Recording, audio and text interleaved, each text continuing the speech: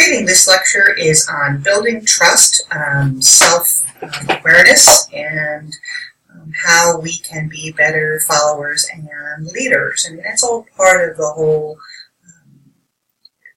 context of building trust, is that leaders have to trust followers, followers have to trust leaders, and one of the key ways that we develop trust is making sure that we are self-aware, that we're willing to self-disclose as need be in order to create a more authentic relationship with our leaders and followers. And trust is really the most important thing that we can do in the context of our organization, because if we trust the people that we work with, if we don't trust our employer to do what they say, if we don't trust our employees to do what they say, we're going to end up with an organization that doesn't function.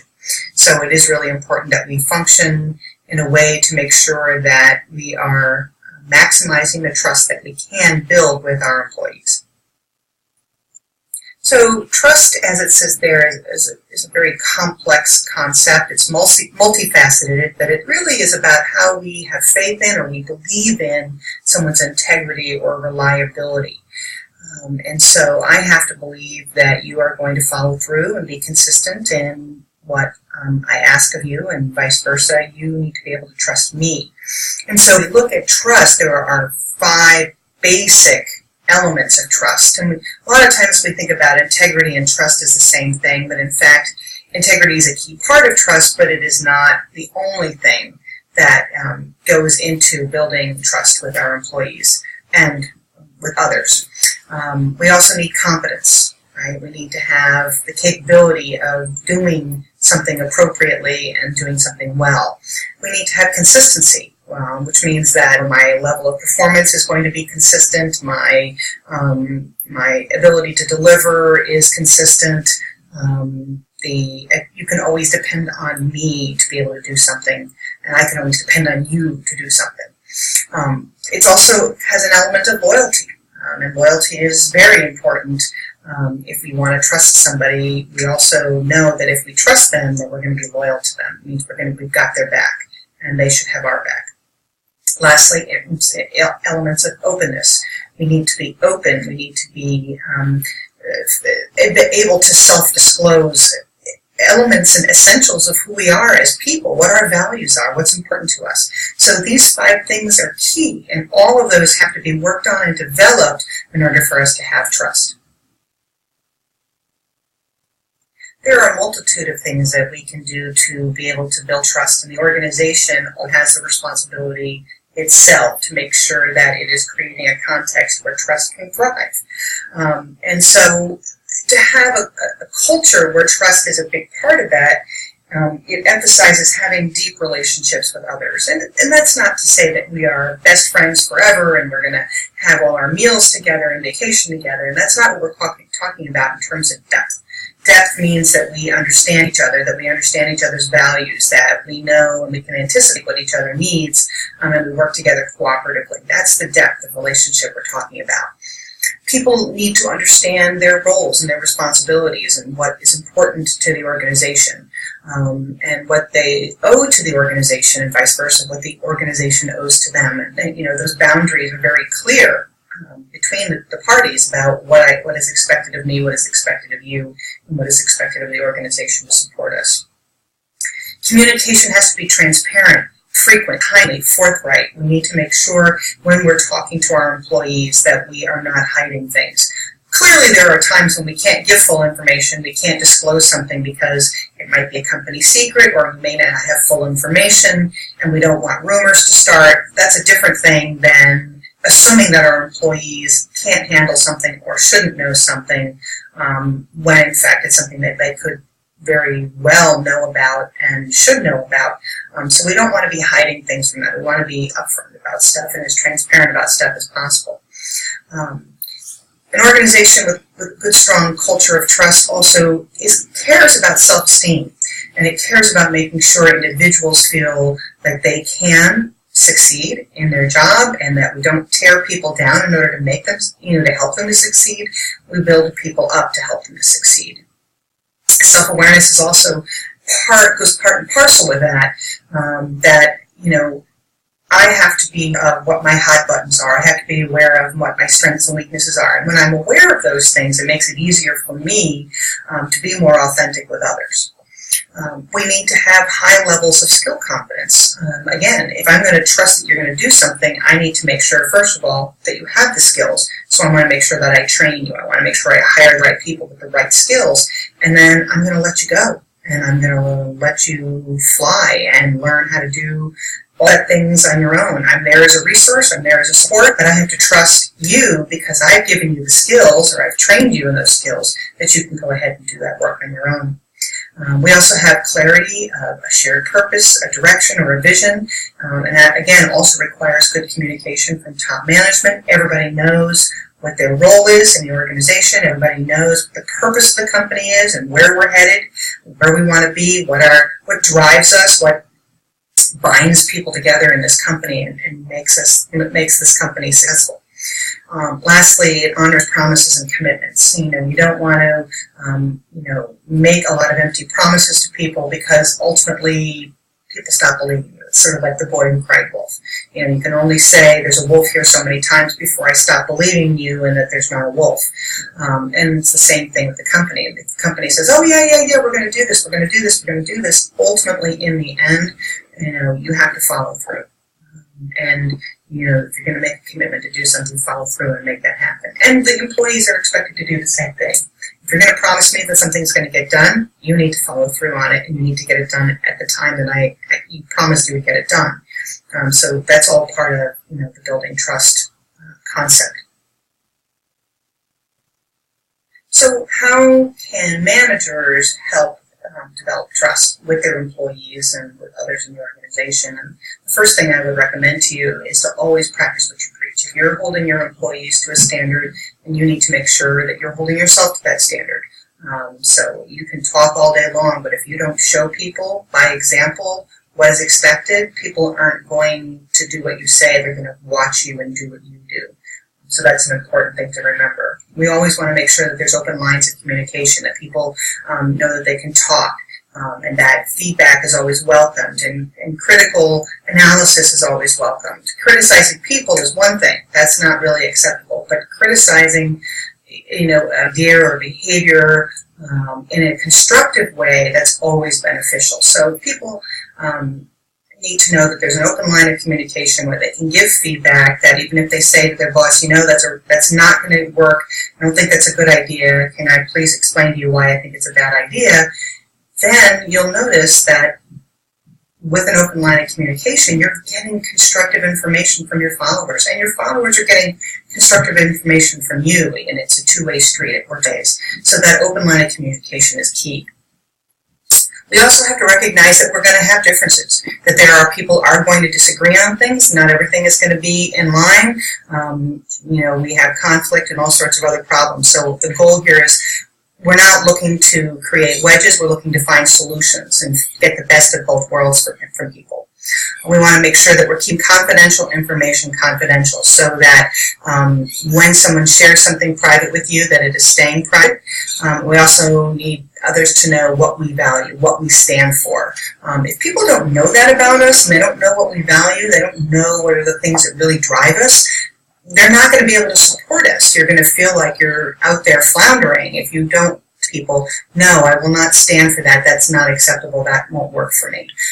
So it's really important that we be as upfront and as open as possible, an open book if we can be, not on every nuance of our private lives, because our private lives are private, but there's no reason why you cannot be authentic and say, no, I value this, and this is really important, and this is how it needs to proceed.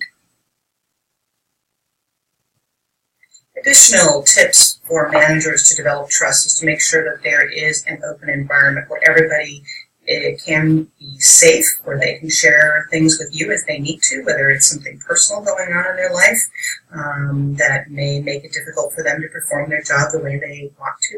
And we're not talking necessarily about health issues, but it could be, personal issues. Someone's going through a divorce, a child is very sick, a parent is dying. There's all sorts of factors that are going to get tossed at you. And as managers, You're managing people. You're not managing robots. You're not managing raw materials. You're managing people who have all sorts of feelings and emotions, and they bring them to work. And it's your responsibility as a manager to make it safe for them to be able to share those things with you. Because if they don't feel safe, they're not going to share. And if they don't share, then you're going to miss out on ways that you can better support your employees to be the best employees that they can be. You also need to make sure you bring integrity and honesty to the table, that you have strong ethics, that you are communicating your ethics and what's important to you. So you understand what your lens is, you understand why you look at things the way you look at it, whether you're a universalist or you're a utilitarian or you're a virtue person or a justice person. It kind of doesn't matter. I mean, I think all it really matters is that you let people know this is the frame of reference that I work within, this is the way I think about these things, and hopefully you will be able to help me manage that. Know yourself and know your limitations. Know your strengths, know your weaknesses. That's the first step in good management, is knowing yourself first. You can't manage others if you don't know what your own strengths and weaknesses are. So once you can identify those and you accept where your limitations are, you accept that, this is your decision-making style, that someone else is good at a different decision-making style, that this is your way of dealing with things, but somebody else does a really good job of dealing with different things differently, then your goal is to be able to work with those individuals, except when you have to step back and let someone else take over, or take the lead for a while. And it's okay. This is about empowering people. It's not about your ego. This is about letting people learn and grow, and also recognizing your own strengths and learning, and you learning from that as well.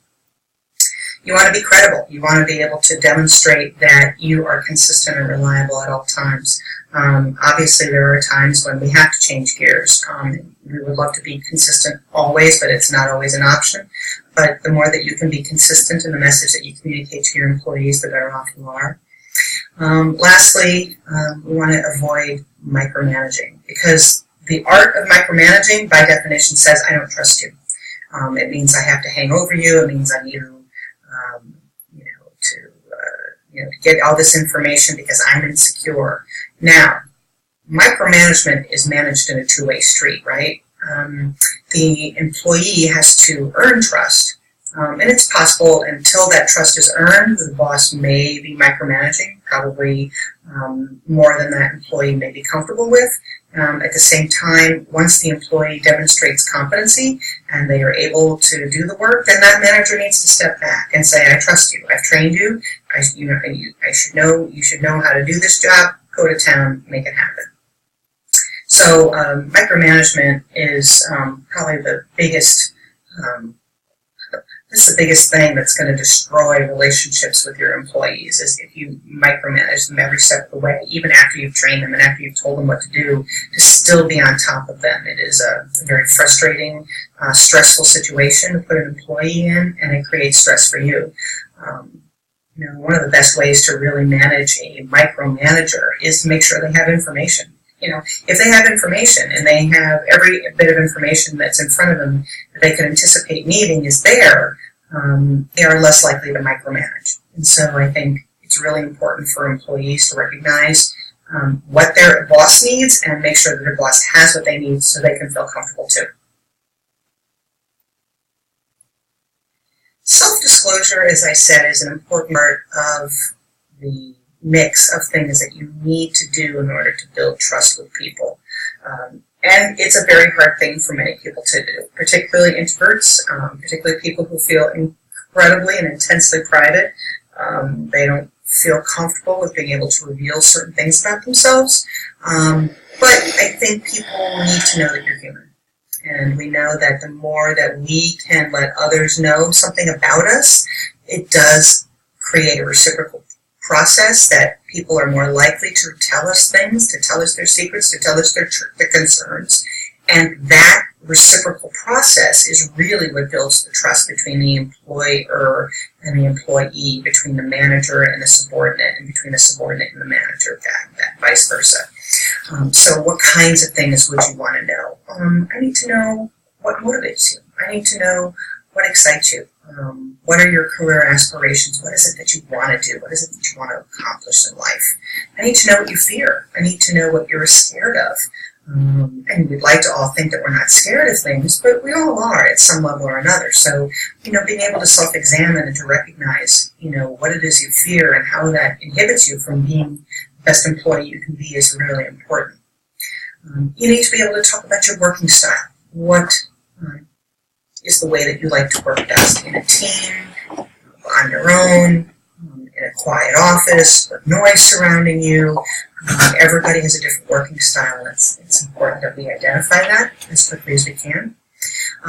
What are your strengths and weaknesses? What strengths do you bring to the table? What weaknesses do you bring to the table?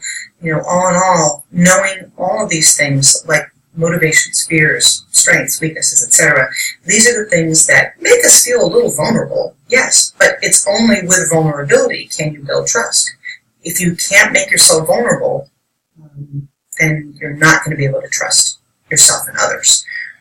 So the biggest and most challenging part of making yourself, to building trust is to make yourself vulnerable to another person and to say, I have to let go and I have to trust this person's going to do what I ask them to do. So there are plenty of things, though, as we've already talked about in the previous slides, that you can do to help build that trust. You can train your employees. You can make sure they have all the resources they need to do their job. When you've done everything you can to build that trust, then there's no reason why you can't be vulnerable, because you've done everything to help them to be the best worker and they won't let you down. People, if you build an authentic relationship with someone, they have no interest in letting you down. They have an interest in living up to your standards and to making you proud of what they're trying to do. So what does effective self-disclosure look like? Self-disclosure isn't about sharing things, and I think this is where men and women may struggle with some differences. Women tend to share feelings much more often than men do. Men tend to share facts or shared experiences. When we're self-disclosing, this is about sharing feelings. This is really about saying, this frightens me, this motivates me, this excites me, this angers me, this is my strength, this is my weakness. And while strengths and weaknesses are sort of couched in the form of facts, those strengths and weaknesses are linked to emotions. I am proud of my strengths, and I am unhappy with my weaknesses, or I'm fearful of my weaknesses. So I think that we have to be able to allow feelings to come out. And anybody that tells you there's no room for feelings in the workplace is inappropriate. We're not talking about, high-end emotionality and people having meltdowns, but we're talking about being able to say, this scares me, this frightens me, this excites me, this, makes me happy. These are important emotions, and if we don't have workers that feel comfortable being able to express their emotions, that's not going to lead to authenticity in the workplace. Being able to have authentic emotions is a key part of being authentic, and that helps us then to build authentic relationships. Additional ways of thinking about effective self-disclosure is making sure that we are disclosing things with more breadth and more depth over time. We don't expect to share every single part of their deep, dark secrets and histories and feelings and emotions in the workplace. You start small. Hey, that project, was a little intimidating, but I'm really glad that we got through it. And this is what made it intimidating to me, blah, blah, blah, blah. Great, well, let's work on how we can help you to feel less intimidated in those contexts. And so once you disclose the first time, it makes it easier to disclose the second time, and then instead of disclosing in this narrow area, I can disclose more broadly, and ultimately I can be myself authentically without worrying about somebody, criticizing me in that context. Focus on the present rather than the past. Again, when it comes to self-disclosure, I don't need to know what happened 5 years ago, 10 years ago, 2 years ago. Only if it informs how we can learn from that mistake or learn from that issue to improve for the future. That's kind of the goal, right? But there are sometimes skeletons really shouldn't be shared. People don't want to know about your relationship, the broad details on your relationship woes and, specific private nuances of your relationships in your life and your health conditions. To know that I have a health condition, sure, but to know every nuanced detail about it is a very different story. So I think there are people who are big sharers. They share everything. They have no filters, and they don't know when to stop.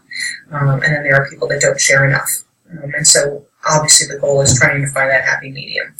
Some cultures are more closed and some cultures are more open, but again, the culture eventually shifts to adapt to the way people want to be. So people want to be open and people are open to that, then, openness becomes a big part of that. But, focus on where you're at on past, unless that past informs a lesson to be learned in terms of how we can fix for the future. Lastly, it's reciprocity. If someone is disclosing to you, you want to match that. You want to reciprocate that. The only way you can build a relationship with someone is to allow some self-disclosure to occur. They will hopefully match it, and then you build back and forth to make sure that builds some familiarity and builds the trusting relationship that you want. There are enormous numbers of benefits of self-disclosure, and there's a huge literature around self-disclosing if someone has a stigmatized identity. And we know that, for example, if someone has a stigmatized identity, that self-disclosure is a better thing for them. Again, it enables them to be more authentic as an individual, and decreases their stress and things like that. And we've talked some about that in the lecture on diversity.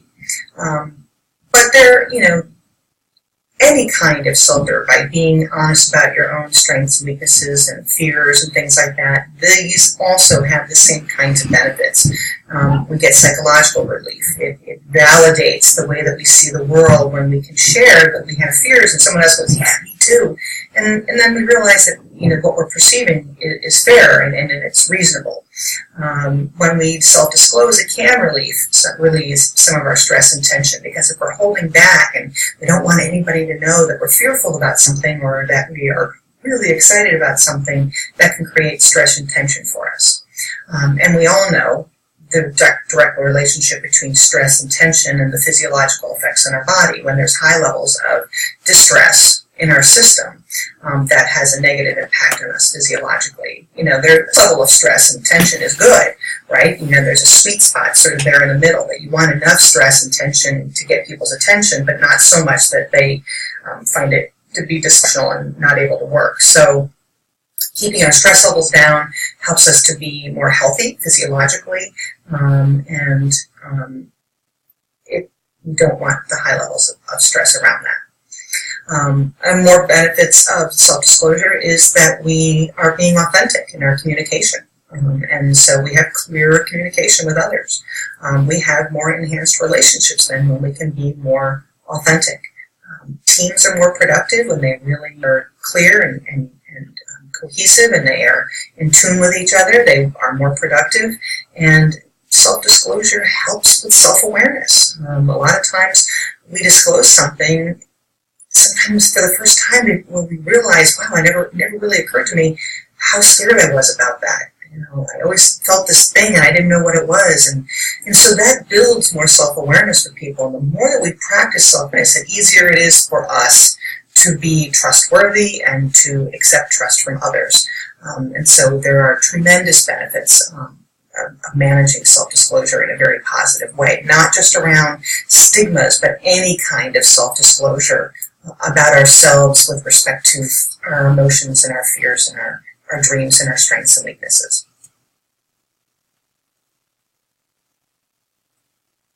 Clearly, people resist self-disclosure. We all do at one time or another, and largely because we're perceived as weak, we're perceived as vulnerable, because we are sharing about our feelings. So again, a company will say, you leave your feelings and emotions at the door, you're here to do a job. That's not true. People are complex and they bring emotions to the job, and we have to teach them how to manage that, and what the expectations are around that. People are shy or they're introverted, and again, the self-disclosure becomes a really uncomfortable place because people feel like they're very private and they don't want aspects of themselves out there, but it is important that we find ways to talk about some key things like our values, what's important to us, what's essential, for us in terms of what motivates us and things like that. We begin small.